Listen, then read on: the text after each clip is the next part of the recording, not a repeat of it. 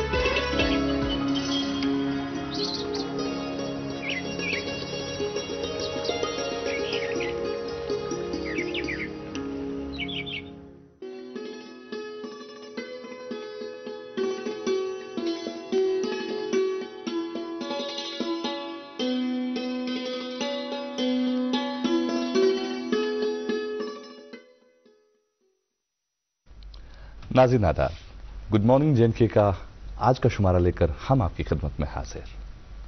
नाज़रीन, आज एक खूबसूरत से कोट से शुरू करेंगे कि कोट कुछ इस तरह से है कि winners are not the people who never fails but they are the people who never quits.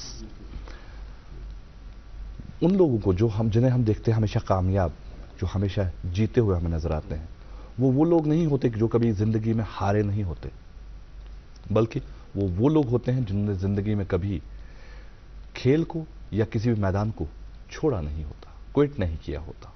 इसलिए जिंदगी हार का नाम नहीं है, जिंदगी कोशिश करने का नाम है। कोशिश आप करते रहें, कामयाबी इंशाल्लाह जरूर मिलेगी।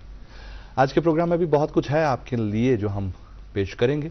आज इस प्रोग्राम में मैं आपके खिदमत में हाजिर हूं तबरेज मदनी, और आज के इस प्रोग्राम में मेरा साथ दे रही है मेरी साथी एंकर अरीबा अल्ताफ। वालेकुम सलाम अरीबा, कैसी हैं आप? मैं बिल्कुल ठीक हूँ, आप कैसे हैं? अल्लाह का करम है और आप सबकी दुआएं हैं जी। अरीबा, मैंने एक कोट से शुरू किया है जी। आपने कभी इस बात पे ध्यान दिया है कि जिन्हें हम हमेशा देखते हैं ये कामयाब लोग हैं, वो एक्चुअली कामयाब तब नजर आते हैं जब उन्होंने कामयाबी हासिल की होती, लेकिन उनके जो फेलियर्स लाइफ में हुए होते हैं उनसे डर कर उन्होंने कभी भी अपने आप को हारा हुआ महसूस नहीं किया या रुक नहीं गए, या रुके नहीं, या थमे नहीं। तो खेल एक ऐसी चीज है जो इंसान को यही चीज सिखाता है, यकीनन, बिल्कुल, कि आप हार कर दोबारा वापस कैसे आ सकते हैं, हार कर आप बेहतर इंसान बनकर सामने कैसे आ सकते हैं।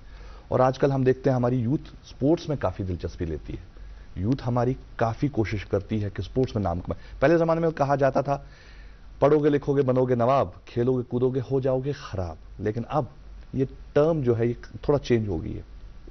अब कहते हैं पढ़ोगे लिखोगे बनोगे नवाब, खेलोगे कूदोगे तो बन जाओगे लाजवाब। और बेशक खेलकूद हमें लाजवाब बनाती है। खेलकूद इंसान के जिस्म को सिर्फ नहीं बल्कि जहन को भी काफी ज्यादा स्ट्रांग बनाती है, और खेलकूद का होना बहुत ही जरूरी है जिंदगी में। और बच्चों को आप खेलकूद सिखाएं, क्योंकि आजकल जो बच्चे हैं ये काफी पैम्पर्ड चाइल्ड्स होते हैं। यकीनन। और इस क्योंकि आपने मेंटल हेल्थ को टच किया, आई थिंक आज के दौर में काफ़ी ज़्यादा ज़रूरी है कि हम अपनी सेहत का ख्याल रखें। और जिस तरह से आज की जो जनरेशन है लेथार्जिक है कुछ हद तक, क्योंकि और जो हमारा वे ऑफ वर्किंग है या लर्निंग है वो इतना लेज़ी है, हम एक ही जगह पे सिस्टम पे काम करते हैं। इससे पहले भी हमने इस बारे में बात की थी, अजहर भाई ने ये बहुत ही अच्छी बात का जिक्र किया था कि हमारा वे ऑफ वर्किंग जो है बिल्कुल सिस्टम पे एक जगह हम स्टैगनेंट रहते हैं काफ़ी टाइम तक। तो हमारी बॉडी की रिक्वायरमेंट्स है कि हम थोड़ी एक्सरसाइज करें, वर्कआउट करें। और यहाँ की जो जनरेशन है ज्यादातर स्पेशली फीमेल्स उस चीज पे ध्यान नहीं देती है। तो उस बात का जिक्र किया हुआ था कि इट इज रियली इंपॉर्टेंट कि आप अपनी फिजिकल हेल्थ को इन्वॉल्व करें एक्सरसाइज में, और ताकि आपकी मेंटल हेल्थ भी उतनी ही तंदुरुस्त रहे। बिकॉज जब तक आप जहन से सेहतमंद नहीं है आप फिजिकली सेहतमंद नहीं हो सकते। और यकीनन खेलकूद एक ऐसी चीज है, एक्टिविटीज जो है ये एक्स्ट्रा करिकुलर एक्टिविटीज स्पेशली जिनमें प्राइमरी स्कूल्स में इन पे ध्यान दिया जाता है, जिसमें अब ज्यादातर कंट्रीब्यूशन देखा देखा जाता है पहले तो शायद स्टूडेंट्स जो है रोकते थे, उनको रोका जाता था या प्रायोरिटाइज नहीं करते थे स्पोर्ट्स को, लेकिन अब स्पोर्ट्स भी इतना एक डाइवर्स बन चुका है फील्ड हमारे लिए कि अब इसमें भी हमारे लिए अपॉर्चुनिटीज है और वो हमारी सेहत के लिए यकीनन बहुत ही अच्छी चीज है। बिल्कुल सही, और करियर ऑप्शंस काफी हैं अब स्पोर्ट्स में। और जैसा कि अरीबा ने कहा कि एक सेहतमंद जहन बहुत जरूरी है सेहतमंद जिस्म के लिए, लेकिन मैं थोड़ा ऐसे मानता हूं कि सेहतमंद जिस्म बहुत जरूरी है सेहतमंद जहन के लिए। अगर आपका जिस्म सेहतमंद है तो आप जहनी तौर भी सेहतमंद हो सकते हैं। तो इसलिए कोशिश करें, अपने आप को इन्वॉल्व रखें फिजिकल एक्टिविटीज। अगर आपका काम सिस्टम पर ही है, आप 10 घंटे 8 घंटे सिस्टम पर ही बैठे रहते हैं, तो कोशिश करें कि आप अपने पास में एक पानी की बोतल रखें, उसके सिप्स लेते रहें। बिकॉज जब आप पानी थोड़ा थोड़ा कंज्यूम करेंगे, आप डिहाइड्रेटेड फील नहीं करेंगे, फ्रेश फील करेंगे। और साथ ही साथ जब आप पानी का इंटेक करेंगे तो आपको बाथरूम जाने की जरूरत पड़ेगी, और जब आप वॉशरूम जाएंगे तो आप कम से कम अपने सिस्टम से हटकर कुछ पल गुजारेंगे जिसमें आपके कुछ कदम होंगे जो आप चलेंगे। उस टाइम पर जब आपको मौका मिलता है, आप वॉशरूम की तरफ जाते हैं, तो कोशिश कीजिए कि खिड़की से बाहर की तरफ देखें और जितनी दूर तक आप नजर दौड़ा सकते हैं दौड़ाएं। क्योंकि क्या होता है कि हमारी आंखें जब सिस्टम पे काम करती हैं देर तक, तो आंखें जो हैं वो थोड़ा वो कहते हैं ना खुश्क हो जाता है, हमारा टेयर कम हो जाता है आइज का। इसलिए कोशिश कीजिए कि दूर तक देखें, कुछ वक्त अपनी आंखों को भी दें, कुछ वक्त आंखों को दें ताकि आपकी आंखें भी सेहतमंद रहें। आज के प्रोग्राम में आगाज में ही हमारे पे कुछ जिम्मेवारियां होती हैं जो हम पूरी करते हैं, और आज अरीबा के पास वो जिम्मेवारी है, तो अरीबा करेगी जिम्मेवारी पूरी। जी, मौसम के हाल आपको बताते चले। आज श्रीनगर में दिन का ज़्यादा से ज़्यादा 31 डिग्री सेल्सियस और कम से कम 17 डिग्री सेल्सियस रहने के इम्कानात है। और वहीं जम्मू में दिन का ज़्यादा से ज़्यादा 34 डिग्री सेल्सियस और कम से कम 27 डिग्री सेल्सियस रहने के इम्कानात है। नेशनल हाईवे की बात करें तो वहाँ आज ट्रैफिक को दोनों अतराफ से छोटी गाड़ियों को चलने की इजाज़त है, बड़ी गाड़ियों को नवयुग टनल से जम्मू की तरफ चलने की इजाज़त दी गई है। मुगल रोड और SSG रोड पे दोनों अतराफ से गाड़ियों को चलने की इजाज़त दी गई है। फिर भी हमेशा की तरह आपसे यही रिक्वेस्ट करते हैं, जब भी आप सफ़र पे निकले एक बार जो है कंट्रोल रूम से राबता करें ताकि आपको कोई सफ़र में मुश्किल ना हो। जी, बहुत बहुत शुक्रिया अरीबा। और आपने जो बात छेड़ी के मतलब आज श्रीनगर का जो टेम्परेचर मैक्सिमम जाने वाला है वो 31 डिग्री और जम्मू का 34 डिग्री, कहीं ना कहीं अब JNK एक जैसा ही लगने लगा है। जम्मू की गर्मी और कश्मीर की गर्मी अब ऑलमोस्ट सेम होगी, क्योंकि हमने जंगलों को काट दिया यहाँ। अब जो हम ग्लोबल वार्मिंग की बात करते हैं उसमें हम काफ़ी हद तक जिम्मेवार हैं। हमें देखना पड़ेगा, सोचना पड़ेगा कि क्या वजह है कि कश्मीर के मौसम के हालात इतने ज़्यादा कैसे बदल गए। यहाँ तो कभी भी टेम्परेचर 30s को टच करते ही बारिशें हो जाती थी, अब 32-33 डिग्री टेम्परेचर के बाद भी हम देख रहे हैं खुश्क मौसम। और हालांकि आज पेपर की भी सुर्खियों में है कि मौसम कुछ दिनों तक और खुश्क ही रहेगा। खैर, बहुत सारी बातें हैं जो आप तक पहुंचानी है, लेकिन फिलहाल वक्त हो चला है आगाज में आपके लिए खूबसूरत सी पेशकश पेश करने का। जी हाँ, एजाज साहिर की खूबसूरत आवाज में एक बहुत ही प्यारा सा कलाम है जो हम आपके लिए पेश करने जा रहे हैं। आइए मिलकर देखते हैं इस कलाम को।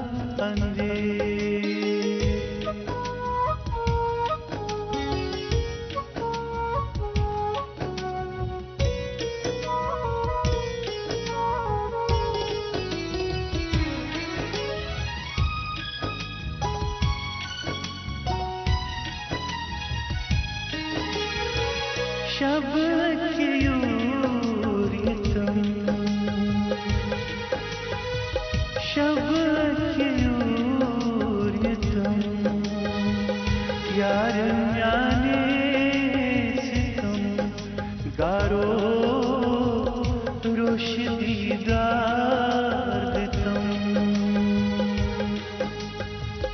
रोशदीदार दितम मने मदन वारो कर समयोन्या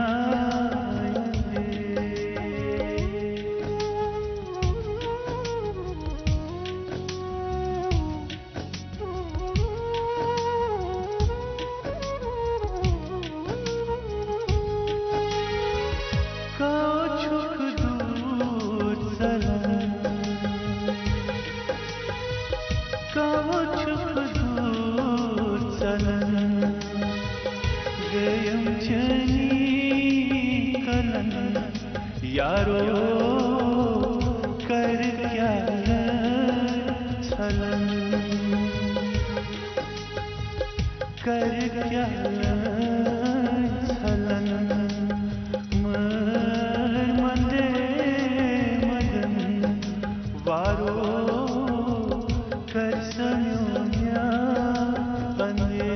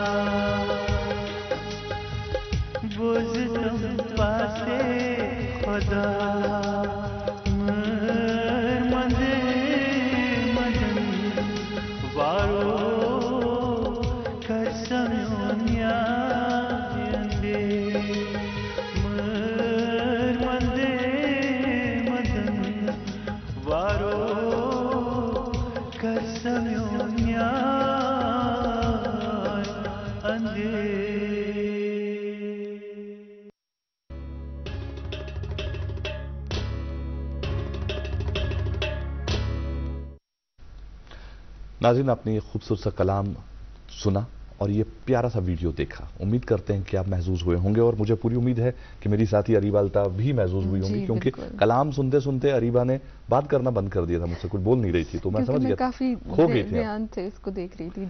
जी अरीबा, आज के इस प्रोग्राम में हमारे साथ खास मेहमान भी हैं जिन्हें आज हमने मदऊ किया है प्रोग्राम में। और नाज़रीन, आपको बता दें कि स्पोर्ट्स एक ऐसा नशा है जिसको करके आप जिंदगी में हमेशा सेहतमंद रहेंगे, और साथ ही साथ अगर आप आज के दिन की बात करें तो आज स्पोर्ट्स का नशा करने से इंसान तरक्की की जो राह है उस पर गामजन होता है। आज हमने स्टूडियो में दावत दी है ऐसी एक शख्सियत को जिन्होंने स्पोर्ट्स को अपना करियर बनाया, स्पोर्ट्स का नशा किया और आज इतने मुतमईन हैं, इतने खुश हैं कि अब यही चीज आने वाली पोत तक लेके जा रहे हैं। जी हाँ, मैं बात कर रहा हूँ आबिद याकूब की। आबिद, आपका बहुत बहुत इस्तकबाल प्रोग्राम में। जी अस्सलाम वालेकुम। वालेकुम अस्सलाम। जी thank you so much. Abid, आप हमारे एक कोच हैं फुटबॉल के। फुटबॉल को आपने करियर चुना, फुटबॉल से आपने अपनी ज़िंदगी का आगाज़ किया और फुटबॉल ने आपको नेम, फेम और आज की डेट में पैसा भी दिया। बहुत अच्छा लगता है जब हमारी यूथ स्पोर्ट्स में नाम कमा रही है। लेकिन इससे पहले कि हम स्पोर्ट्स के हवाले से बात करें, हमारी एक फॉर्मेट है हमारा, तो मैं चाहूंगा अरीबा उस फॉर्मेट को शुरू करें। हम शुरुआत करेंगे आपकी शुरुआत से कि आप कहाँ पैदाइश कहाँ हुई, आपका ये जो जर्नी था बचपन का, फिर यहाँ तक कैसे पहुँचे? जी एक्चुअली 2005 से मैंने फुटबॉल स्टार्ट किया है। मेरी पैदाइश करालापुरा डिस्ट्रिक्ट बड़गाम से हुई है। तो करंटली हम गोपालपुरा में रहते हैं। तो बेसिकली बचपन से ही खेलने का बहुत शौक था। एक्चुअली मेरे अंकल वो ओलंपिक्स रहे हैं। अच्छा। तो उन्होंने काफ़ी अच्छा नाम कमाया है, बट फुटबॉल के रिलेटेड उनका रुझान थोड़ा कम था, बट एज ए एथलीट वो ज़्यादा थे। तो उनको ही देख देख के हम कभी फुटबॉल खेल लेते थे सॉरी। तो फिर 2005 में एक ऐसा स्टेज आया जब हमें वहाँ पे हमारे साइड से एक कोच आए थे ब्राज़ील के, तो उनकी वजह से ही मैं मतलब आज जो हूँ, he is the main reason. तो 2005 से मैंने उनके साथ स्टार्ट किया था। यहाँ पे एकेडमी थी, तब मैं आई थिंक 16 के 17 साल का था। तो फिर वहाँ से यहाँ आना it was quite tough, but मैंने मैनेज करके फिर वो अपना ज़िंदगी का कारवां स्टार्ट कर और दिया। पढ़ाई का सिलसिला भी जारी जी रखा। हाँ जी, साथ साथ में मैंने पढ़ाई भी की। मैं पहले इस्लाम पब्लिक स्कूल में, जो हमारा पास ही का स्कूल था, वहाँ पे पढ़ाई की। जी। उसके बाद मैंने हायर सेकेंडरी स्कूल में किया 12th, और फिर मैंने कॉलेज अमर सिंह कॉलेज से किया। जी हाँ। बहुत खूब, बहुत ही बढ़िया। फुटबॉल की आपने बात की कि आपने ब्राजीलियन कोच के साथ अपनी ज़िंदगी का आगाज़ किया। आप किसी क्लब के साथ खेलते थे या डायरेक्टली आप उसी एकेडमी से ही शुरुआत की? जी जी, पहले मैं लोकली खेलता था, जी। बट फिर उसके एकेडमी में मैंने पहले ज्वाइन किया। तो उनकी एकेडमी थी, उस टाइम पे हैट्रिक नाम रखा था उसका, हैट्रिक एकेडमी। तो वो बेसिकली पोलो ग्राउंड में हुआ करती थी, और मेरा जो घर था वो यहाँ से तकरीबन नियर अबाउट 17-18 किलोमीटर दूर था। और उस एज में मतलब ट्रैवलिंग करना इट वाज क्वाइट टफ। घर वालों का भी उतना मतलब उस टाइम पे सपोर्ट नहीं था, क्योंकि वो उनको लगता था शायद ये मतलब कुछ गलत काम बिगड़ जाएगा ओब्वियसली खेल से। हाँ, और लाइक उस टाइम पे as compare to now pocket money भी बहुत कम हुआ करता था। तो ट्रैवलिंग का मुझे हमेशा वो रहता था। बट मैंने क्या किया था, मैंने कोच के साथ ही टाई अप किया था। मैंने उनको कहा था कि कोच, जब भी आप प्रैक्टिस के लिए जाएंगे मैं आपके साथ ही जाया करूंगा, आप मुझे वेट करने के लिए कहिए, मैं करूंगा। तो मैं 12:30 मेरे स्कूल से ऑफ होता था, फिर मैं 2:30 तक उनके गेट के पास वेट करता था, जब तक ना वो बाहर आए। तो फिर वो 2:30 बाहर आते थे, तो फिर मैं उनकी बाइक पे अपने घर से गोपालपुरा से श्रीनगर आता था ट्रेनिंग करने के लिए। फिर उनके साथ ही शाम को वापस चला जाता था। तो ये सिलसिला आई थिंक 1 साल तक रहा। और 1 साल के बाद थोड़ा मैं भी बड़ा हो गया, तो मुझे वो समझ आ गया कि मुझे कहाँ से कहाँ ना, पहले मुझे पता ही नहीं था लालचू कहाँ पे। तो स्लोली फिर मैंने खुद आना स्टार्ट कर दिया वहाँ से। तो ये 1 साल का जो सिलसिला था ब्राजीलियन कोच के साथ एकेडमी में रहकर, आपने कौन सी पोजीशन से खेलना शुरू किया था? कोई फेवरेट पोजीशन थी या कोई फेवरेट स्टार था जिसको देखकर आपने कहा कि मुझे ऐसा बनना है? जी, एक्चुअली मेरा स्ट्राइकिंग में बहुत शौक था कि मैं ज़्यादा से ज़्यादा गोल करूं, लेकिन एक्चुअली कोच ने मुझे कहा कि आपकी बॉडी की स्ट्रेंथ के हिसाब से आपका मतलब मिडफील्ड में रोल अच्छा रह सकता है, डिफेंसिव मिडफील्डर। तो फिर उन दिनों उन्होंने मुझे training as a defensive midfielder, क्योंकि मेरी हाइट माशाल्लाह ठीक थी और मेरी स्ट्रेंथ भी अच्छी थी, तो वो मुझे ज़्यादातर डिफेंसिव मिडफील्डर यूज़ करते थे। तो कभी कभी मुझे लगता था मैं बॉल के साथ ही आगे चला जाता था, फिर तो वो मुझे पीछे ही शाउट करता था, पीछे आ जाओ, you have to drop back, have to drop back. तो उन मतलब थोड़ा बचपना भी था, क्योंकि हमारे साइड से एकेडमीज भी नहीं थी, and like if you are working as a professional coach, तो आपको वो समझ आपको ग्रास रूट में आती है, जो कि मैंने ग्रास रूट नहीं किया है। एंड द ग्रास रूट मतलब आपको पता होगा कि मेन बेस होता है प्लेयर का, तो वो मैंने नहीं किया है। बट मैंने जो हासिल किया था वो 17-16 की एज से किया था, and that was the age जहां आप ऑलरेडी प्रोफेशनल होते हैं जी। तो मैंने फुटबॉल काफ़ी लेट स्टार्ट किया था, but with the passage of the time मैंने काफ़ी मतलब ज़्यादा हार्ड वर्क किया, जो आजकल के बच्चे उतना नहीं करते, to be very honest. But Allah Taala ने मुझे आज इस मुकाम पे पहुंचाया उस मेहनत की वजह से। लेकिन आपने, चूंकि आपने बोला कि आपके चाचा जो थे वो एथलीट थे और उनने आपको इंस्पायर किया, लेकिन फुटबॉल को ही चूज करना, क्योंकि इतनी सारी ऑप्शंस थे आपके पास, और फुटबॉल चूज करना, इसकी कोई खास वजह? एक्चुअली मैं स्कूल में भी 2 साल में best sportsman of the year भी रहा हूँ। मैंने खो खो भी खेला है, मैंने एथलीट्स भी खेला है, और मैंने कुछ और गेमें भी खेली हैं, मतलब जिन पे मुझे लगा कि ज़्यादा फोकस फुटबॉल पे करना चाहिए। और the main reason is the Brazilian coach, क्योंकि उनकी वजह से ही मतलब मेरी एक ज़िंदगी को एक दिशा मिल गई।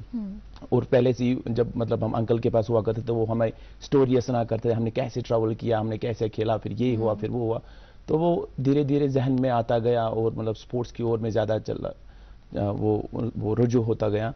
तो द मेन रीज़न इज़ कि जब ब्राज़ील के कोच आए तो मैंने सुना, तो उस टाइम पे ब्राज़ील का एक डिफरेंट वो पीक था। ब्राज़ील वर्ल्ड कप जीत रही थी और लाइक दे वाज डोमिनेटिंग। तो मेरे लिए एक वो खुशकिस्मती की बात थी, ब्राज़ील का कोच आया और मेरे साइड से आया है, like that is the golden opportunity. तो मैंने सोचा क्यों इस अपॉर्चुनिटी को यूज़ करें, and that was the main key I was in the football. बहुत खूब। और अरीबा, मैं आपको बता दूं, ये जो फुटबॉल की तरफ हमारी यूथ का रुझान है जी, वो बहुत ज्यादा है, बिकॉज हाँ। फुटबॉल हमारे यहाँ का बड़ा ही फेमस स्पोर्ट है। जी जी, यहाँ के बच्चे, अगर 100 बच्चों को आप लेंगे, 100 में से 70 बच्चे आपको ऐसे मिलेंगे जो फुटबॉल खेलते हैं। मुझे भी पसंद है फुटबॉल। Very good. कभी खेले आप? लेकिन नहीं। क्यों?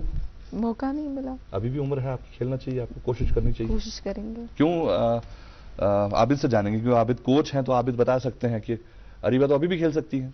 जी जी, मैंने लेट स्टार्ट किया, ये भी लेट स्टार्ट कभी भी कर सकता है इंसान, जहां आंख खुली वहीं सवेरा होता है। और अगर आप में हिम्मत है कुछ कर दिखाने की तो आपके लिए कोई भी वक्त लेट एक्चुअली नहीं होता। हमारे पास काफी सारी मिसालें हैं, ऐसे फुटबॉलर्स रहे हैं, ऐसे स्पोर्ट्स पर्सनैलिटीज रहे हैं जिनने लेट मतलब 20s में अपना करियर शुरू किया and they were the best footballers.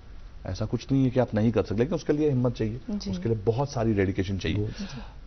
Abid, आपने 2005 में शुरू किया, साल भर आप ब्राजीलियन कोच के साथ रहे और उसके बाद आपको समझ आया कि अब मुझे कहाँ जाना है। 2005 के बाद ब्राजीलियन कोच के एकेडमी में रहने के बाद कहाँ गया? जी एक्चुअली मैंने उनके साथ ही तकरीबन 4-5 साल गुजारे। पहले मैं एकेडमी में था, फिर ग्रेजुअली हमने बी डिवीज़न में पार्टिसिपेशन किया, फिर ए डिवीज़न में पार्टिसिपेशन किया। फिर 2010 में जो हालात ख़राब होने की वजह से थोड़ा वो अनबैलेंस हुआ था, तो वो साल वेस्टेज में कहूँगा, ऐसा चला गया। But still we was doing the training sessions individually. But 2011 में जब हम ग्रेजुअली मतलब ए डिवीज़न में थे, तो कोच ने उनको 2 प्लेयर चूज़ करने थे जो स्पेन जाते जी। तो उसमें हम 6 लड़के सेलेक्ट हुए थे कि हमें स्पेनिश सीखना था, फिर स्पेन के लिए जाना था। तो उसमें फिर थोड़ा बहुत मेरी डेट ऑफ बर्थ की वजह से मैं नहीं जा पाया, तो और 2 जो लड़के थे वो सिलेक्ट हो गए, उसमें 1 साल का वो था। तो फिर उसमें जो 4 लड़के रह गए थे, फिर कोच ने कहा था मैं और 5 लड़कों को ब्राज़ील के लिए ले रहा हूँ। तो वो that was also a great opportunity. तो फिर उसके लिए पोर्चुगीज सीखना था। अच्छा। और लाइक ये बोलने में आसान होता है स्पेनिश सीखना, पोर्चुगीज नहीं, it's very tough to be very honest. दूसरी लैंग्वेज सीखने में बहुत टाइम लगता है। हमारी एक एज थी कि उनकी वाइफ जो थी वो लिंग्विस्टिक थी, उसको बहुत सी ज़बानें आती थी। और जब भी हम ट्रेनिंग के लिए जाते थे, पहले मैं स्कूलिंग करता था, स्कूलिंग के बाद ट्रेनिंग आता था, ट्रेनिंग के बाद मैं उनके पास पोर्चुगीज सीखने चले जाता था। तो हम वहाँ पे तकरीबन 10 लड़के थे, तो 10 में से 5 लड़कों को सिलेक्ट होना था। So luckily I was one of them who got selected for Brazil. तो 2011 एंडिंग में आई थिंक नियर अबाउट नवंबर में हम ब्राज़ील चले गए थे जी। तो Brazil like it was a great obviously opportunity. थोड़ा भी लग रहा कि अभी जाना चाहिए था, उस टाइम पे मैं बहुत छोटा था, I can get more exposure. But thank God like जो मैंने सोचा नहीं था वो हो गया। That is all because of my hard work I have and specially my family also. कि इतने लंबे तक सपोर्ट करना बहुत मुश्किल है। ऐसे बोलते हैं कि मैंने सालों साल गुजारे, but to work on that is very very tough. आप ब्राज़ील गए तो ब्राज़ील में क्या सीखे आपने किस चीज़ पे फोकस किया ब्राज़ील में? जो आपने कहा कि कोच ने कहा ब्राज़ील लेके जा रहे हैं 5 खिलाड़ियों को, उनके लिए क्या था वहाँ? एक्चुअली कोच का एक कॉन्सेप्ट था कि वो प्लेयर्स के साथ साथ वो कोच भी एजुकेट कर रहे थे जी। जब मैंने कोच के साथ 2005, 6 और 7 में कोचिंग की, फिर साथ साथ में कोच ने मुझे ये भी कहा था कि मतलब आप अपने लोकल टीम में हेल्प भी कर सकते हो। तो उस टाइम पे मैंने एकेडमी खोली थी, तो मेरे पास नियर अबाउट 250 के अबाउट मेरे स्टूडेंट थे उस टाइम पे। तो मैं पहले स्कूल जाता था, कोचिंग जाता था, फिर उसके बाद ट्रेनिंग भी वापस आता था अपने वहाँ बच्चों के लिए, अपने लोकेलिटी के लिए। तो जो मैं यहाँ सीखता था वो मैं वहाँ पे डिलीवर करता था। तो वो एक एज रहा मेरी ज़िंदगी में कि मैं कोचिंग के साथ, फुटबॉल के साथ साथ मैंने एजुकेशन भी रखा और एजुकेशन के साथ साथ मैंने कोचिंग भी रखी। तो काफ़ी टफ है ऐसा, मतलब मैंने कभी कभी सोचा था कि मैं छोड़ दूँ कोचिंग, मैं फोकस फुटबॉल पे ही करता हूँ। बट समटाइम आपको अपनी लोकेलिटी भी देखना है, you never need to be selfish.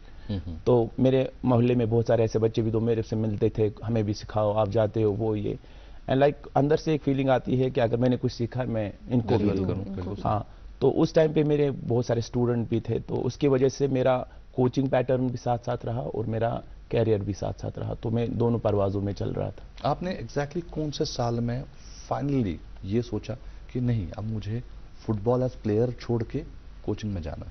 That was 2015 near about. तो 2011 में जब मैं बाहर ब्राज़ील से वापस आया था, 2012 में मैंने JKPDC डेवलपमेंट जो है पावर डेवलपमेंट वो ज्वाइन किया था एज अ फुटबॉल प्लेयर। तो 2012, 13 टिल 14 जब तक ना फ्लड आया था तब तक मैं उनके साथ ही वाबस्ता था।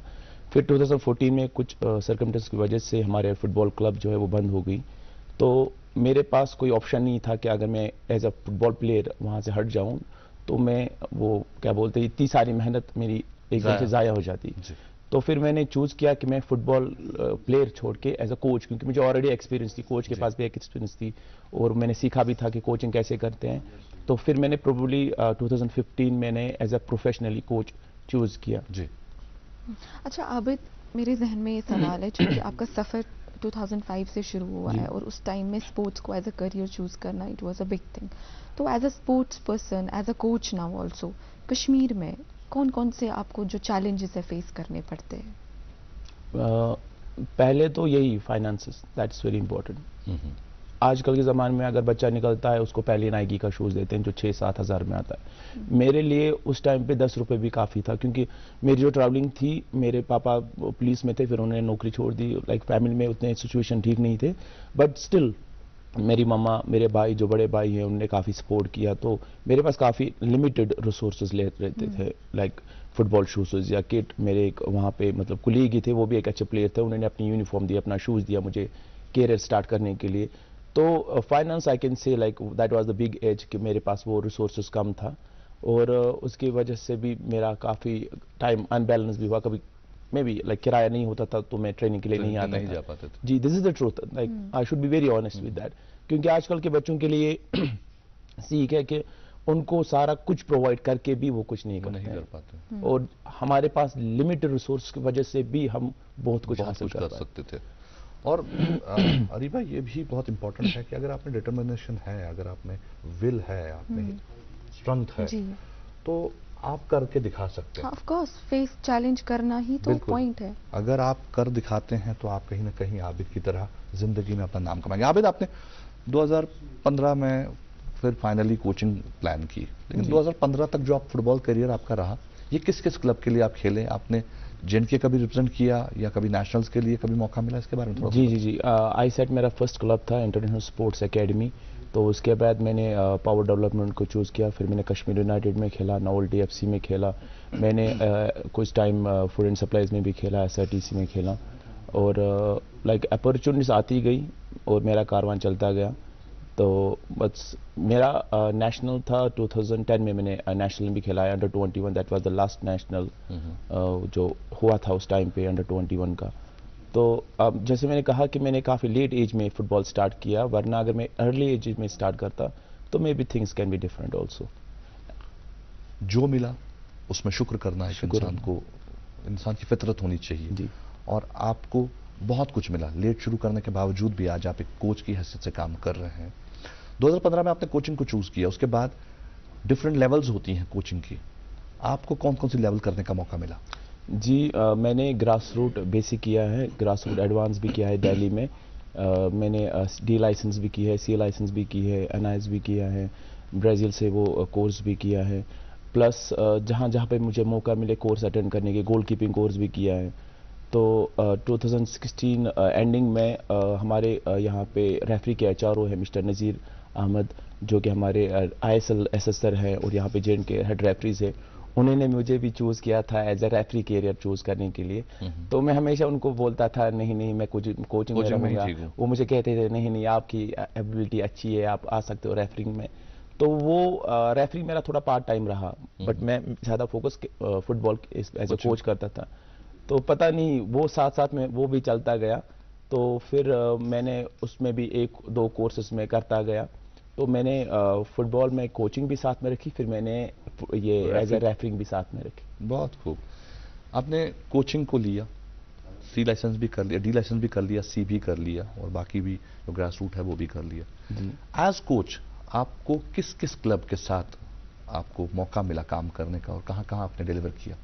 मैंने 2015 जो ही मैंने डी लाइसेंस पहले किए थे, फिर मैं लोन स्टार के साथ वाबस्ता हुआ। लोन स्टार के साथ मैं as a head coach under 18 I league रहा, अंडर 15 आई लीग रहा। मैं सेकेंड डिवीजन आई लीग में as a assistant coach mister Lalha Rasool Parray जो है हमारे, उनके साथ मैंने काम किया। फिर उसके बाद मुझे अपॉर्चुनिटी मिली, मैंने स्टेट स्पोर्ट्स काउंसिल के साथ भी 2 साल काम किया। तो उसके बाद फिर से मैं वापस लोन स्टार चला गया। तो लोन स्टार के बाद मैंने डाउनटाउन हीरोज़ FC को ज्वाइन किया, जो कि अभी सेकेंड डिवीजन आई लीग में है और भी डूरांग कप भी खेल रही है। तो मेरा कारवां ऐसा ही चलता गया। और एक और क्लब है जो जैसे मैंने कहा था, जो एकेडमी मैंने स्टार्ट की थी, उसमें मैंने क्लब एक बनाया, that is Kashmir United football club. और तो उसमें मैं अभी भी मतलब एज अ मेंटोर मैं कहूँगा, उनके साथ वाबस्ता हूँ, उनको हेल्प कर, जब भी उनको मेरी ज़रूरत होती है मैं इनके साथ हमेशा रहता हूँ। बहुत खूब, बहुत ही बढ़िया। इस पर और भी बात करेंगे। नाज़रीन मोहतरम, हमारे मेहमान के साथ गुफ्तगू जारी रहेगी, लेकिन यहाँ पर एक मुख्तसर से ब्रेक के लिए रुकेंगे। जी हाँ, एक छोटा सा वक्फा लेंगे, वक्फे के उस पर बात को आगे बढ़ाएंगे, कहीं जाइएगा मत। मुल्क और मुल्क से बाहर बेऔलाद लोगों के घरों में औलाद की खुशी का चिराग जलाने के बाद अब पिछले 3 सालों से वादी कश्मीर में वरदान IVF सेंटर ने मगर मलबाग श्रीनगर में सैकड़ों घरानों को औलाद की खुशी से जगमगाया। वरदान के डायरेक्टर डॉक्टर वरीश की मेहनत, तजुर्बा और उनकी क्वालिफाइड टीम की वजह से बेऔलाद लोगों के दिलों में औलाद की एक नई उम्मीद जाग गई है। वरदान IVF सेंटर मगरमल बाग श्रीनगर में सोमवार, मंगलवार और बुधवार को खुसूसी रियायती कैंप मुनक्कद किए जाएंगे। Helpline number 7814792726।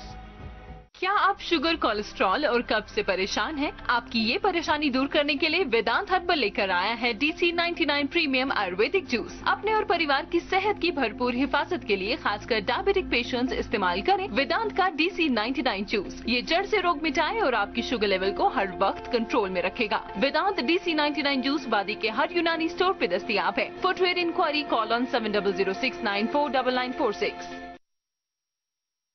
वेलकम बैक नाज़रीन, आप देख रहे हैं अपना favourite show good morning J and K. अभी वक्त हो चला है आप तक अखबारात की सुर्खियां पहुंचाने का। मेरे पास पहला एक अंग्रेजी अखबार है, सुर्खी सुनिए, rice price rise, Kashmir consumers feel pinch. इसी अखबार से एक और सुर्खी, Tral's Noor Mohammad shows how to be the solution, empowers 250 bee farmers, helps them market their products better. जी, मेरे पास एक उर्दू रोज़नामा जिसकी शेर सुर्खी कुछ इस तरह से है। यहाँ पर लिखते हैं, रिवायती कारीगरों के लिए PM विश्वकर्मा स्कीम मुतारिफ, 13,000 करोड़ रुपए की मंजूरी, 5 वर्षों में 30 लाख खानदानों को माली फायदा पहुंचेगा, मरकजी सरकार। इसी अखबार की एक और खबर है, लिखते हैं, सुप्रीम कोर्ट में दफा 370 की समाअत का 6ठा दिन, एडवोकेट धवन ने दलीलें पेश की। जी नाज़रीन, मेरे पास एक और अंग्रेजी अखबार है, सुर्खी सुनिए, mobile addiction causing communication disorders among people in JNK, 57.6% females, 42.4% males in Kashmir identified to have communication disorders. जी, ये एक और उर्दू रोजनामा मेरे हाथ में जिसकी शेर सुर्खी है कि LOC पर जारी कशीदगी के बीच हिंदुस्तान और चीन के दरमियान कोर कमांडर सतह की मीटिंग, दोनों फरीकैन ने मसाइल को जल्द अज जल्द हल करने और मुतवजा मुज़ाकरात करने पर यकीन दिलाया। जी नाज़रीन, मेरे पास एक और अंग्रेजी अखबार है, सुर्खी सुनिए, Kashmir shrines grand mosque offer solace to every visitor. इसी अखबार से एक और सुर्खी, for the first time in decades Kashmir made willow wicker items are gaining popularity all across the world after adopting new look and modern designs. जी, एक बहुत ही अहम खबर कि छड़ी मुबारक श्रीनगर के तारीखी शंकराचार्य मंदिर पहुंच गई। अब तक 4.5 लाख यात्रियों ने दर्शन किए, ये खबर। और इसी के साथ एक और खबर, गर्मी की शिद्दत में कमी का कोई इम्कान नहीं, महकमा मौसमियात की तरफ से 22 अगस्त तक मौसम खुश्क रहने की पेशनगोई। जी नाज़रीन, एक और अंग्रेजी अखबार है, सुर्खी है, protest in Jammu against installation of prepared electric metres. और इसी अखबार से एक और सुर्खी, only 13% of flood funds under MPDP for flood control project of Jhelum released in 8 years। जी, तो नाज़रीन, ये अखबारों की खबरें जो हम आप तक पहुंचाते हैं और कोशिश करते हैं कि थोड़ी बहुत सुर्खियां जो हैं वो आपके साथ शेयर करें। और बात हो रही है आज के हमारे मेहमान से। जी हाँ, आज के हमारे इस शो की जीनत बनकर बैठे हैं हमारे स्टूडियो में आबिद याकूब साहब, जो कि एक प्रोफेशनल फुटबॉल कोच हैं। उनसे गुफ्तगू जारी है। जी, आप कुछ हाँ, चूंकि आपने मुझसे सवाल किया था कि आपको फुटबॉल पसंद है, तो कोशिश की जा सकती है, यही सवाल ऐसा ही कुछ जहन में है कि हमारी फीमेल्स के लिए जो यहाँ का स्पोर्ट्स सिनेरियो प्रेजेंटली है कैसा है, स्पेशली फुटबॉल को लेके। एक्चुअली आपको तो पता ही होगा, JNK में गर्ल्स का उतना हमारा डेवलपमेंट नहीं है। एक रीज़न है कि हमारे पास उतने फीमेल कोचेस नहीं है। जितने हमारे पास फीमेल कोचेस होते हैं, ताकि हम like that is the connection कि फीमेल कोच जो होती है वो फीमेल के साथ ही ज़्यादा कंफर्टेबल होती है rather than coach. But still हमारी स्ट्रगल हमेशा रही है कि हम जो फीमेल गर्ल्स हैं उनके साथ काम करें, उनको अच्छा मतलब प्लेटफॉर्म दे, अच्छे प्लेयर बनाएं।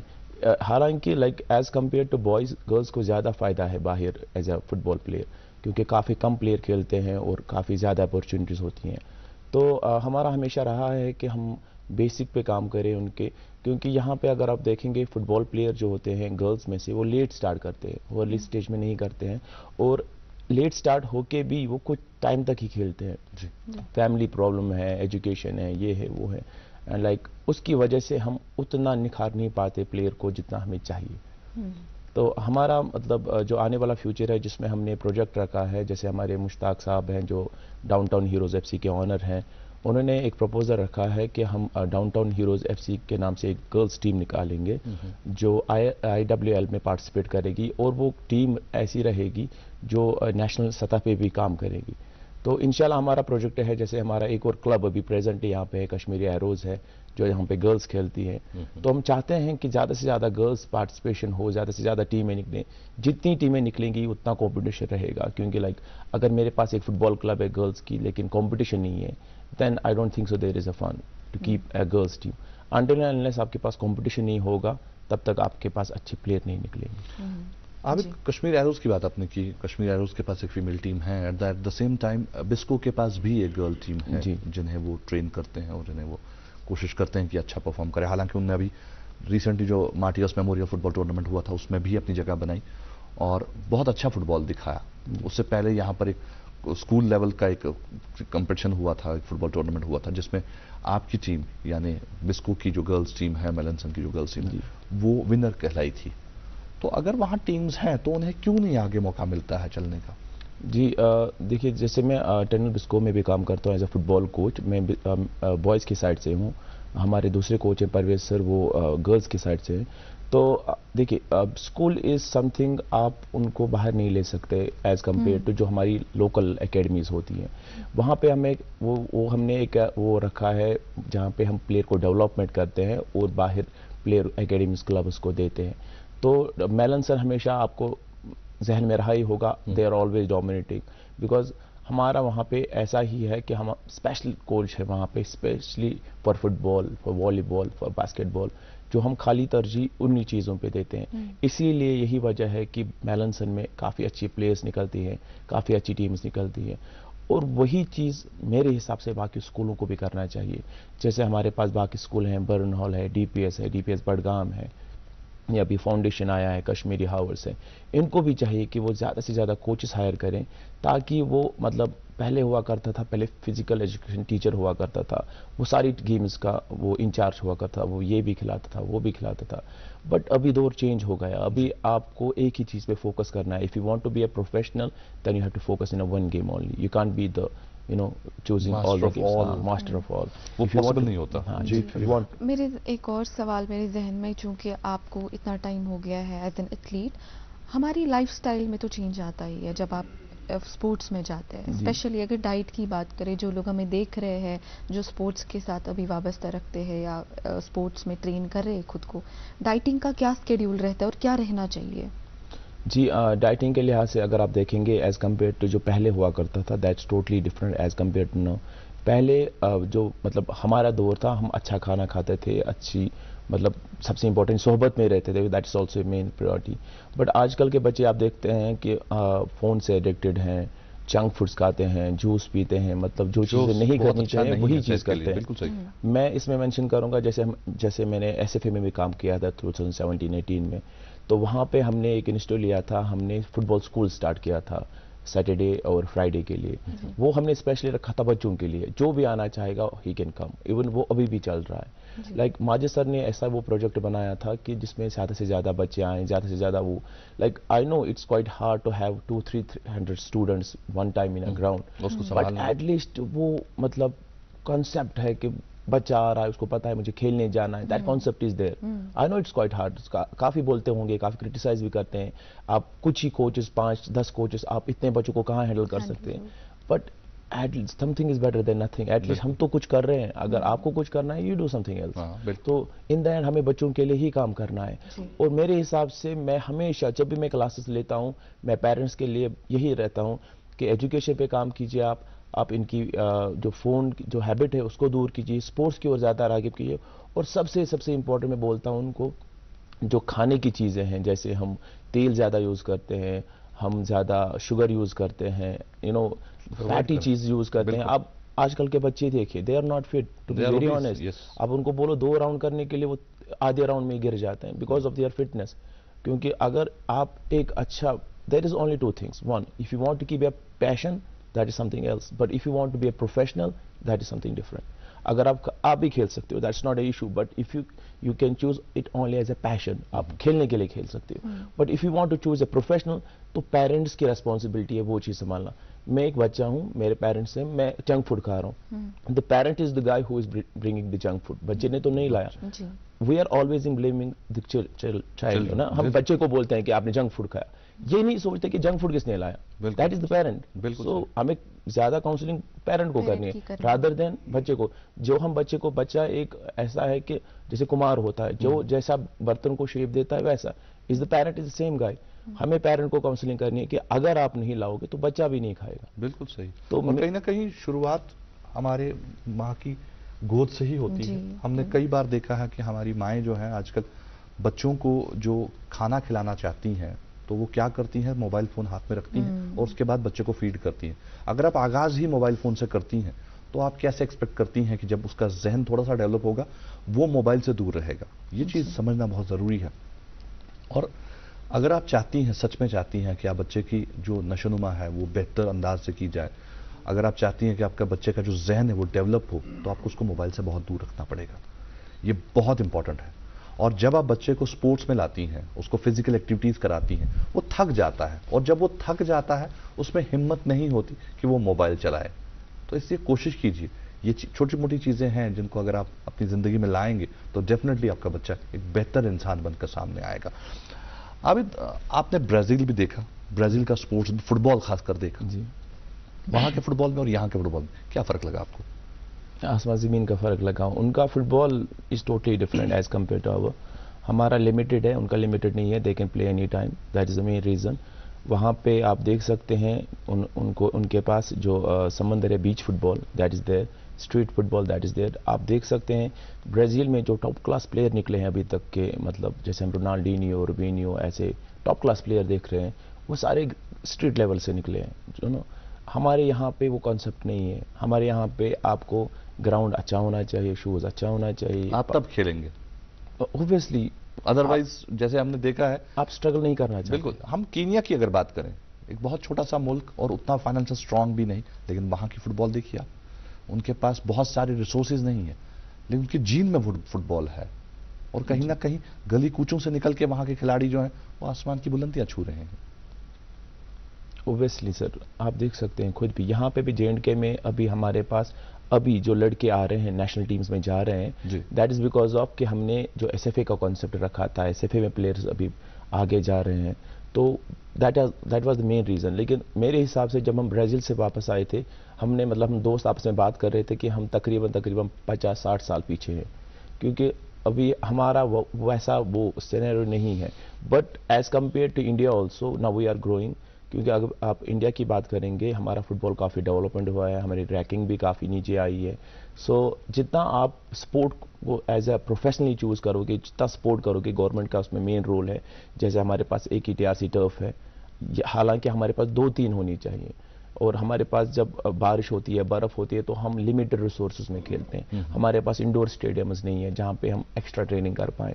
तो इसमें भी एक काफ़ी रोल रहता है जो हमारी यहाँ पे हुकूमत है उनका भी, कि जितने भी हम फुटबॉल फील्ड्स बनाएं, जितना भी हम एक्स्ट्रा जो स्ट्रक्चर बना सकते हैं, स्पेशली फुटबॉल या दूसरी गेमें भी हैं, जितना बनाएंगे उतने हमारे प्लेयर्स आगे निकल आएंगे और हमारी स्टेट का नाम रोशन करेंगे, even the country also.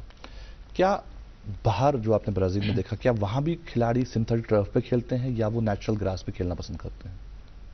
They don't care about the ground, they don't care about the shoes. मुझे याद है हम एक गए थे, एक संत वहाँ पे है जहाँ पे उस टाइम पे न्यामार खेलते थे, हम उनसे मिलने के लिए गए थे।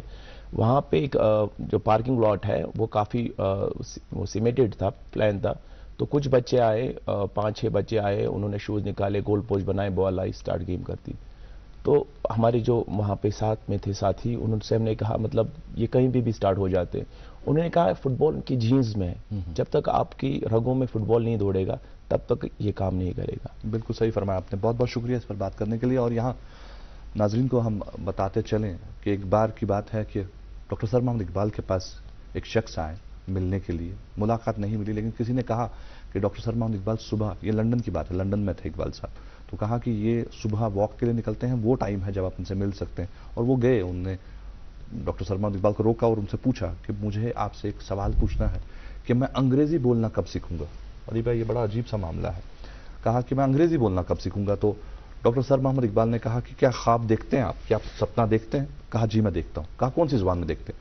कहा उर्दू में देखता हूं। कहा जिस दिन अंग्रेजी में सपना देखना शुरू करोगे उस दिन समझ लेना तुम अंग्रेजी बोलना शुरू करोगे। तो इसलिए अगर हमें सच में फुटबॉल को अपनी लाइफ में लाना है तो हमें उसको जीना पड़ेगा। जब वो सबकॉन्शियस लेवल पर भी आएगा तो वो कॉन्शियस लेवल पर आपको कहां से कहां लेके जाएगा उसका आप अंदाजा नहीं कर सकते। खैर, बात हो रही है बच्चों की कि बच्चे पैम्पर्ड हैं, बच्चों को हम जंक फूड देते हैं, बच्चों की हम जो है आदतें बिगाड़ रहे हैं, उस पर बात हो रही है। ये बात हम आगे बढ़ाएंगे। तो हमारे साथ डॉक्टर तारिक मरगूब साहब जुड़ते हैं, जो अक्सर बात करते हैं कि बच्चों को कैसे हम बेहतर इंसान बनाएं। आज भी वो गुड मॉर्निंग एजुकेशन लेकर आए हैं, तो आइए देखते हैं गुड मॉर्निंग एजुकेशन।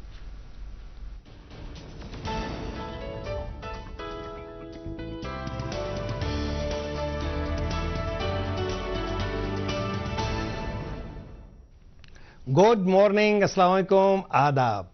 आज बहुत इंपॉर्टेंट टॉपिक है जिस पे हम बात करने जा रहे हैं इस सेगमेंट में, वो है डोंट बी जजमेंटल। हम बहुत ज़्यादा immediately, the way we see the things we believe that it is like that, it's not like that. ये हमने परसीव किया ऐसे, हो सकता है ऐसा ना हो। उसके लिए देखिए थोड़ा सा सब्र, इसको कहते हैं कि पहले जानने की कोशिश कीजिए कि ऐसा क्यों है। आप देख लीजिएगा, ये बहुत इमोशनल एक स्टोरी है एक टीचर की। मैं चाहूँगा किस तरीके से ये बच्चा जो है, ये बेचारा हमेशा लेट कमर आता है, स्कूल आता है और जब भी ये स्कूल पहुंचता है तो वहाँ पे हमेशा लेट आता है और टीचर इसको हमेशा मार खानी पड़ती है। टीचर बोलता है तुम कभी नहीं सुधरोगे, काम भी तुम्हारा इधर उधर का होता है, कभी पास नहीं हो जाओगे, तुम्हें रेस्टिकेट करूँगा। फिर बेचारा बच्चा फिर ध्यान क्या दे पाएगा, अगले दिन फिर आ जाता है ये बच्चा, फिर नॉक करता है, फिर लेट हुआ होता है। टीचर कहते हो तुम डीठ हो, और ये बच्चा अपना हाथ सामने कर देता है और टीचर उस पर स्केल से मार देता है और कहता है जाओ बैठो। अब ये आदत सी हो गई इस बच्चे की भी। फिर तीसरे दिन फिर इसी तरीके से एक बार ये आता रहता है, मार खाता रहता है, बैठता है और सब बच्चे हंसते रहते हैं, इसको लेट कमर है ये, और टीचर फिर इसको। अब ये देखिएगा, ये फॉर्चुनेट बच्चा है क्या, एक बार टीचर थोड़े खुद उसको देर हो गई, वो देखता है रास्ते में, वो जब देख रहा है वो देख रहा है कि यही बच्चा अपने बाप को, अपाहिज बाप को व्हील चेयर पे लेके नेबर्स के घर में रखने जा रहा है, कहीं पे वहाँ पे ये रखने जा रहा है। और ये जब स्कूल निकलता है, ये टीचर कहता है ओके इसी वजह से इसको देर होती है बेचारे को, क्योंकि घर में शायद इसका कोई नहीं है, ये नेबर्स के यहाँ इसको रखता है। और जब ये घर पहुँचते, जब फिर उसके बाद ये बच्चा जब स्कूल पहुँचता है तो टीचर को एहसास हो जाता है काश मैंने इसको पूछा होता, मैंने पहले जजमेंट न की, इतने दिनों से मैं उसको मारता रहता हूँ। तो बच्चा आके जब भी वो अंदर आ जाता है, और वो तो साइकिल पे पहुंचा था जल्दी, ये जब आ जाता है तो ये फिर अपना हाथ सामने उसके खड़े कर देता है कि चलिए मारिए। तो मेरी भी आदत हो गई है, आप भी समझेंगे नहीं मुझे, मेरी मजबूरी को नहीं समझेंगे। मगर टीचर, ऐसा टीचर मैं वही चाहूँगा कि पैराडाइम शिफ्ट, वो कहता है नहीं बेटा ये स्केल तुम नहीं, उसको गले लगाता है, एहसास करता है। इस तरीके से मैंने भी देखा है कई बार। ये टीचर, मैंने एक जगह हम ट्रेनिंग दे रहे थे, डाइट में दे रहे थे, मैंने कई बार शायद बताया भी, पटन की एक टीचर थे, उसने कहा सर जब मैं ये शेयर कर रहा था, उन्होंने कहा कि मेरे साथ भी ऐसा ही हुआ है सर। मैं एक बच्चे को रोज़ हमारे गवर्नमेंट स्कूल में, वहाँ एक क्लास में दो क्लासें, एक रूम में 2 क्लासें रोज, तो एक बच्चे को मैं कहती थी कॉपी लाओ, कहता कल लाऊंगा कल लाऊंगा कल लाऊंगा। और जैसे जैसे मैं कहते कहा, एक बार मेरे से सब्र नहीं हुआ, टीचर ने मुझे कहा कि मैंने उसको जापड़ मारा और बहुत ज़्यादा, तो उसका गाल लाल हो गया। कहा फिर लंच टाइम में मैंने देखा वो एक पेड़ के नीचे अकेला सा बैठा था, तो मुझे किसी ने, मुझे ममता वो जागी, मैं गई, मैंने कहा बेटा तुम रोज़ झूठ क्यों बोलते हो? तो उसने कहा कि मेरा पापा रेडा चलाता है और वो उसको एक्सीडेंट हो गया, उसकी टांग टूटी है, हम तो खाना भी मुश्किल से एक वक्त ही हम खाते हैं। तो मैं आपको नहीं बोल पाता। फिर उसने उसको कैसे किया और ट्रांसफॉर्म किया। तो मैं वही कहता हूँ, डोंट बी जजमेंटल। कोई बच्चे नंबर कम लाए तो पीछे उसके देखिए कारण क्या है, आज बच्चे का मूड क्या है। ये घर में भी देखिए, घर में हम कहते हैं क्यों नहीं काम कर रहे हो सकता है भूलिंग हुई हो स्कूल में। ये पेरेंट्स के लिए भी हो, माँ बाप के लिए भी। इसी के लिए वर्कशॉप्स मस्ट है, इसी के लिए ISPD intellectual social and personality development must ये कराने वास्ते, ताकि हम दूसरे का व्यू भी जाने। ये चीजें कराई जा सकती हैं। आज आप मुझे दे दीजिए इजाजत और आप देखते रहिए गुड मॉर्निंग J&K।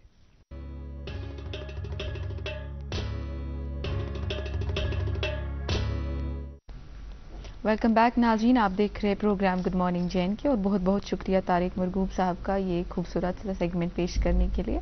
आज हमारे साथ हमारे ख़ास मेहमान स्टूडियो में हैं जिनका नाम आबिद याकूब साहब है और जो एक फ़ुटबॉल कोच है। उनसे बातचीत का सिलसिला जारी रखते हैं। मेरे जहन में अभी ये सवाल है कि जिन क्लब्स और टीम्स के साथ आप राबता है, और क्योंकि दूरदर्शन का ये जो गुड मॉर्निंग J&K एक प्लेटफॉर्म है और हमारे बहुत से यंग जनरेशन के लोग जिनका फ़ुटबॉल पैशन है, जो इस फील्ड में आना चाहते हैं, देख रहे हैं, तो जो इस फील्ड में आना चाहते हैं वो कैसे शुरुआत करे, कैसे वो आपसे राब्ता करे या आपके क्लब में कैसे ज्वाइन करे, क्या उसका वे ऑफ डूइंग क्या है?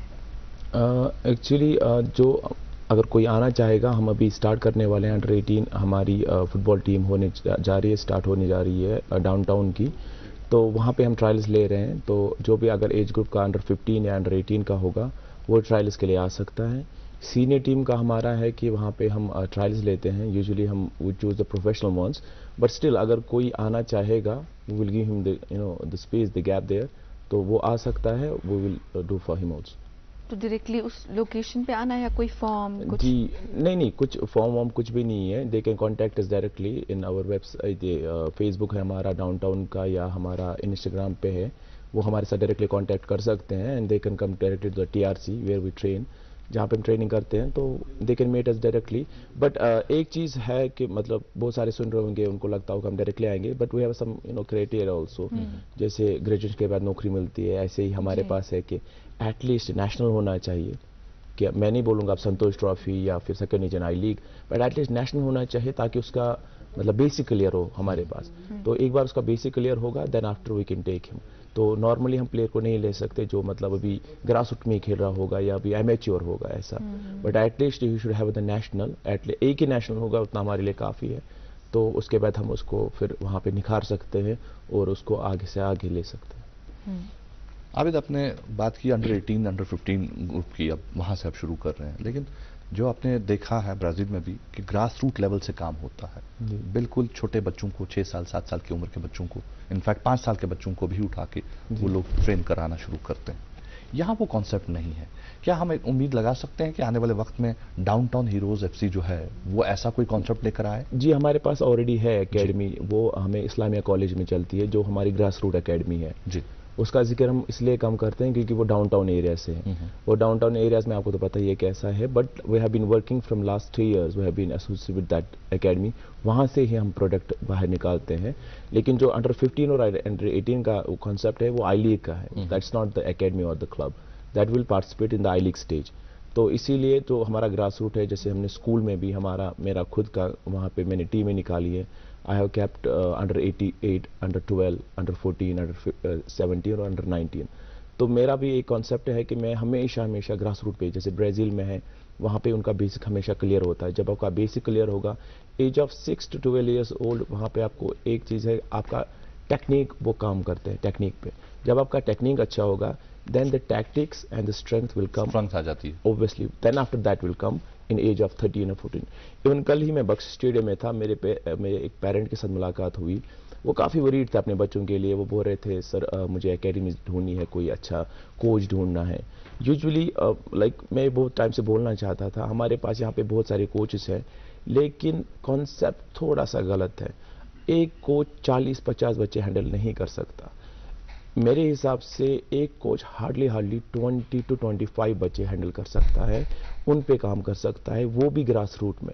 हमें ज़रूरत नहीं है हम 15 या 17 या 18 एज में बच्चे को पकड़े। We can take age of 6 to 12 years old. Technique पे काम करनी है, टैक्टिक्स पे नहीं करनी है। टैक्टिक्स होता है कि जो हम एज अ ग्रुप करते हैं, टेक्निक होता है जो हम बच्चे की dribbling, individual abilities, dribbling, passing, receiving, all that stuff, वो उनका हमेशा क्लियर होना चाहिए. Once that is clear, then after we can groom him and we can send him for the I league stages. Biscoe में भी आप coach के हिस्से से काम कर रहे हैं और वहाँ वो ऐसी जगह है जहाँ पर आपके पास छोटे बच्चे हैं जी. क्या वहाँ ऐसा कोई कॉन्सेप्ट आप लोगों ने डेवलप किया? जी हाँ, मेरा जो ही मैंने 2019 में इसको ज्वाइन किया, पहला कॉन्सेप्ट मुझे वही था कि मैं ग्रास रूट पे पहले काम करूं, क्योंकि स्कूल इज समथिंग डिफरेंट कि आपका जो प्रोडक्ट है वो एज ऑफ जब वो 12th क्लास में होते हैं वो निकलते हैं, तो नीचे से जो प्रोडक्ट आ रहा है वो आपका हमेशा अच्छा होना चाहिए. जैसे 2019 में मैंने स्टार्ट किया ग्रास रूट से, तो फिर मैंने अभी तक मेरे पास 4 वहाँ पे टीमें हैं, तो उसकी वजह से ही लास्ट ईयर जो भी कंपटीशन हुआ था स्कूल लेवल पे वो सारे बिस्को नहीं जीते थे. That is the thing, like we have won first कैनन हमने जीता, जीनियस कप जीता, WHS जीता. दैट इज़ द रीज़न कि हमने ग्रास रूट पे काम किया था, और ग्रास रूट ही वो एक स्टेज है जहाँ पे आप बच्चे को ग्रूम कर सकते हैं. और एज ऑफ 15 और एज ऑफ 19 तक वो जब स्कूल से निकलते हैं दे आर ऑलरेडी ग्रूम्ड, और वो ऑलरेडी टेक्निक में कंप्लीट होते हैं. तो उसमें माशाल्लाह मैं मतलब बहुत फ़ख्र फील करता हूँ. मेरे बहुत सारे स्टूडेंट ऐसे हैं जो भी प्रीमियर लीग में खेल रहे हैं और उनका टेक्निक क्लियर है. अब जो उनके वहाँ पे कोचेस हैं वो टैक्टिक्स पे काम करते हैं.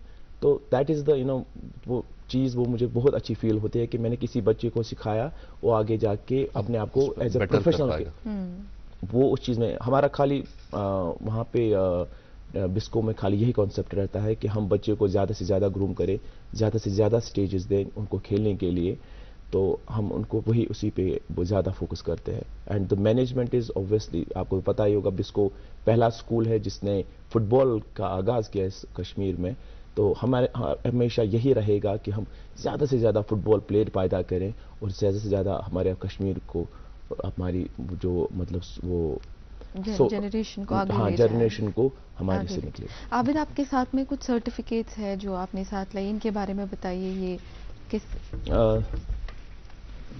कहाँ खेले हैं और ये जी कहाँ ये मेरा NIS का है. जब मैं 2017 में NIS के लिए पटियाला गया था, उस टाइम पे हमारा ये था फुटबॉल का वहाँ पे कोचिंग था, तो मैं वहाँ चला गया था. जी के बाद ये आपका ऑल इंडिया फुटबॉल फेडरेशन. और हाँ जी, ये अंडर 21 सीनियर नेशनल है जो मैंने दिल्ली में खेला था.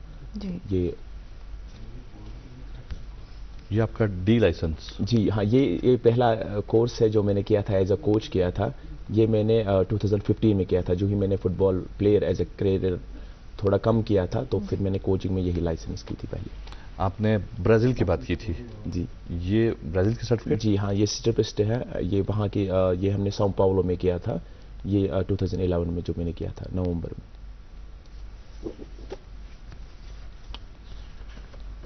ये मेरा C लाइसेंस है जो मैंने यहीं पे किया था.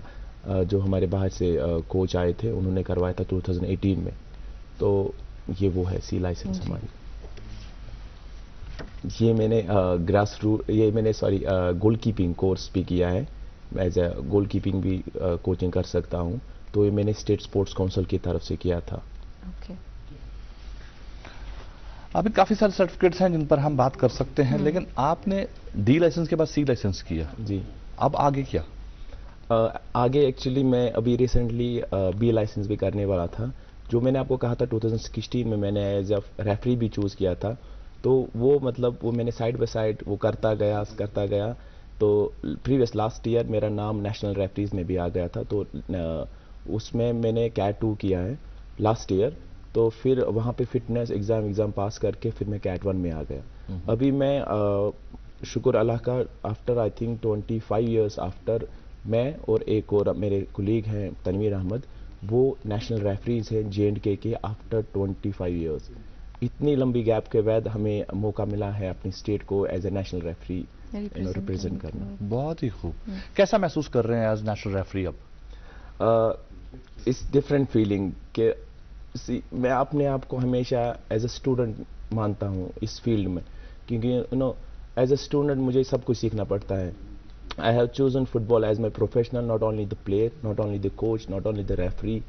मैंने इसको अपना मतलब वो सब कुछ माना है, क्योंकि आई अर्न फ्रॉम इट, और जिस चीज़ से आप कमाते हो उसकी आपको रेस्पेक्ट करनी है. तो ये चीज़ है कि मैंने इस फुटबॉल के रिलेटेड जो भी इसके साथ है, मतलब वो कोचिंग के लिहाज से हो, रेफरिंग के लिहाज से हो, या खेलने के, इवन अभी भी मैं खेलता भी हूँ, सुपर डिवीजन में। तो फुटबॉल को मतलब एज ए, आपने स्टार्टिंग में कहा था drug, I take that drug.